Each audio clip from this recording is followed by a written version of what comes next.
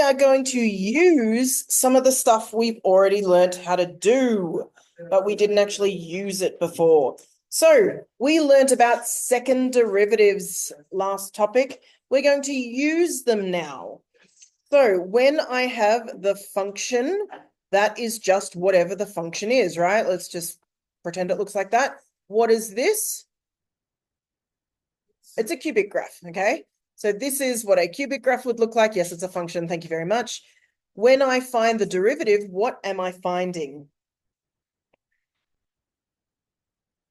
More information? The equation of the gradient, right? So that is telling me, so if you have a look at what's going on here, at first I have a maximum, then I have a minimum, right?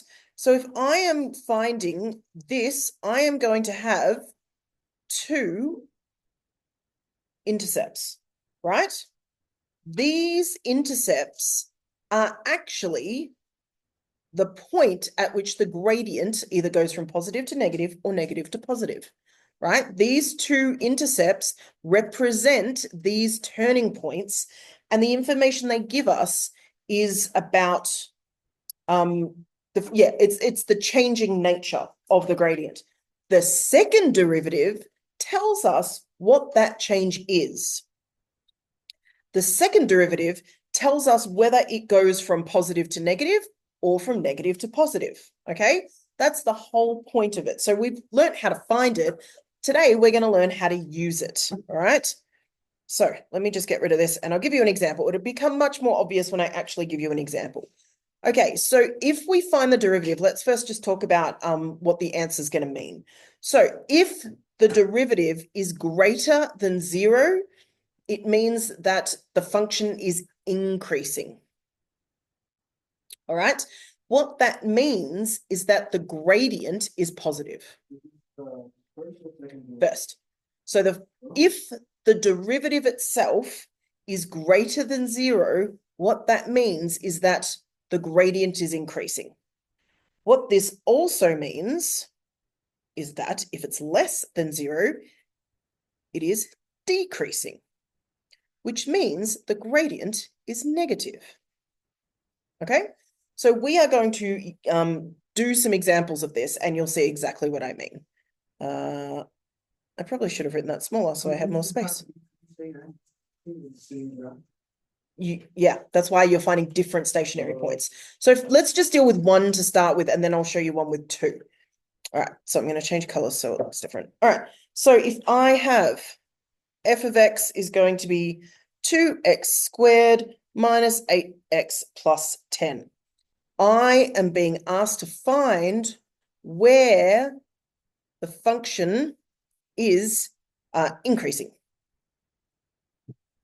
Okay, so what I want to do first is I want to find the derivative. Okay, so the derivative of this function is what? 4x minus 8. Good. Now, what I want to know is when it's increasing, so do I need it to be greater than or less than 0? Right, so I want to find where it's increasing. I want to find where the gradient is positive on this graph. So what I need to do is find when is the derivative greater than 0. So let's say that. When is this greater than 0? So what this means is when x is greater than 2, the gradient of the original function is a positive gradient. Okay, that is what that looks like. Now, let me show you what this actually looks like. So what you're going to do here is, I mean, you're not going to have to sketch the graph, but I'm just going to show you that the gradient, this is what the graph actually looks like. So this is the turning point, right? And we said that when x is greater than 2, this is where it's a positive gradient. See how it actually works? Make sense? All right. Now, let's go through and do one. So the reason I didn't need the second derivative, does anyone have a theory about why I didn't need to find a second derivative? Yeah. Yeah, so I've only got one turning point, And I know what the shape of this graph already is, don't I? I should know that this is going to be a positive quadratic. So I know what type of stationary point is this? It's a minimum, right?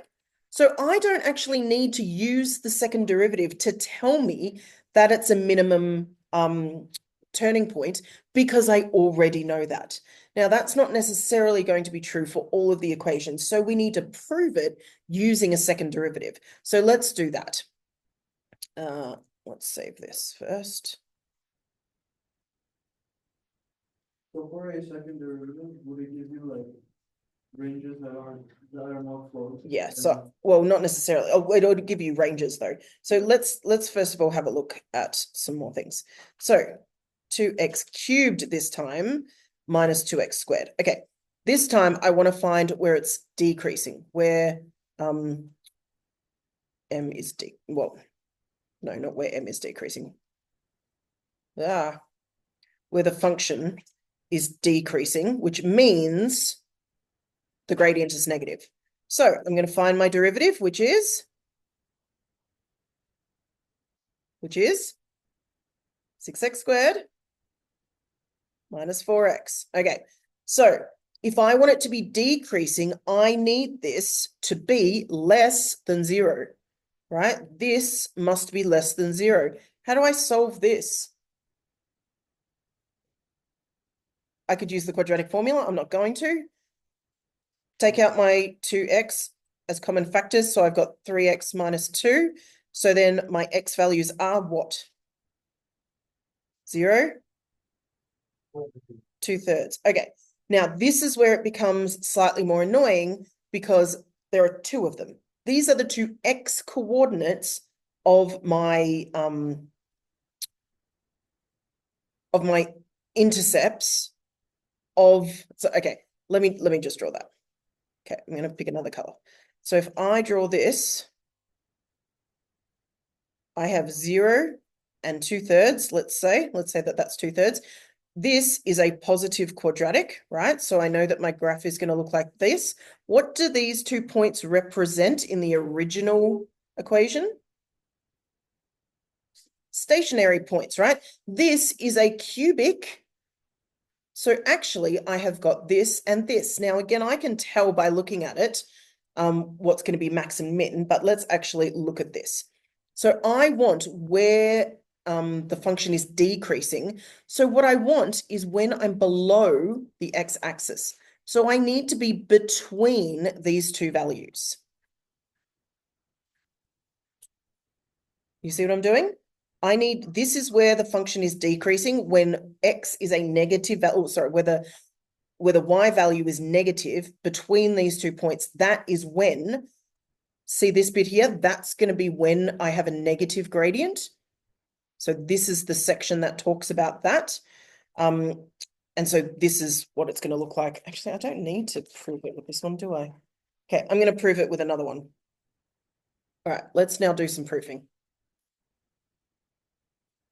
Okay. All right, so let's talk about second derivatives. If the second derivative is less than 0, it is a maximum turning point. If the second derivative, unsurprisingly, is greater than 0, it is a minimum turning point. Okay? So then we can prove whether it's a max or a min. So in my last example, which I've gotten rid of, which is annoying. In my last example, I had a max and a min, and I could see that on the graph. But I did not actually determine the value of that. So let's practice doing that. Okay, again, I'm writing too big. Let's move that up a bit. Okay, let's change color. All right, so what if I have y equals 3 plus x minus x squared?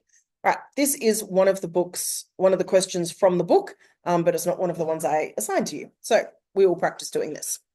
So what is dy dx? I'm going to change my notation just so you get used to both versions, right? Does it not shut? You got to pull it. We'll fix it later. It's fine. What's the derivative of this? Negative 2x plus 1. You could have written 1 minus 2x, same thing, doesn't make a difference, right? Okay, then what is my second derivative? Just negative 2. All right. So what I'm going to do here, though, I'm going to do something with this. What do you think I need to find? Why do I need to find x?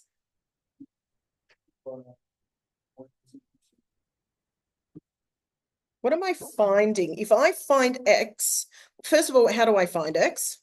What do I do? Why do I make it equal 0? So that will be true.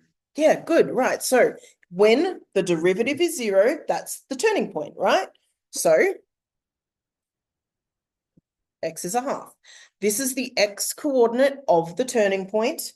Now I need the y coordinate of the turning point, right? Because I need to find out what the turning point is.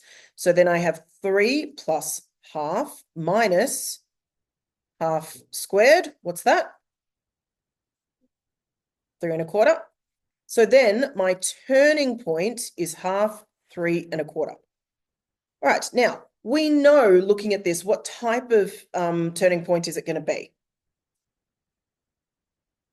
It's a maximum, right? This is a negative quadratic, so that's what the turning point is, right? This is the top part.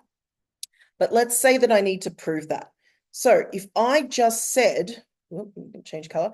If I said that the second derivative is negative 2, right? This tells me, remember we said up here, if the derivative is less than 0, it is a maximum turning point. The second derivative is less than 2, sorry, is less than 0 because it's negative 2. So that makes this a maximum turning point. What is negative 2 minus 2? This is the second derivative. Yeah, but what is it? So if it's negative, it means that we have a maximum turning point. If it's positive, it means we have a minimum turning point. Correct. Correct. The value having use. Not for our purposes, it does not.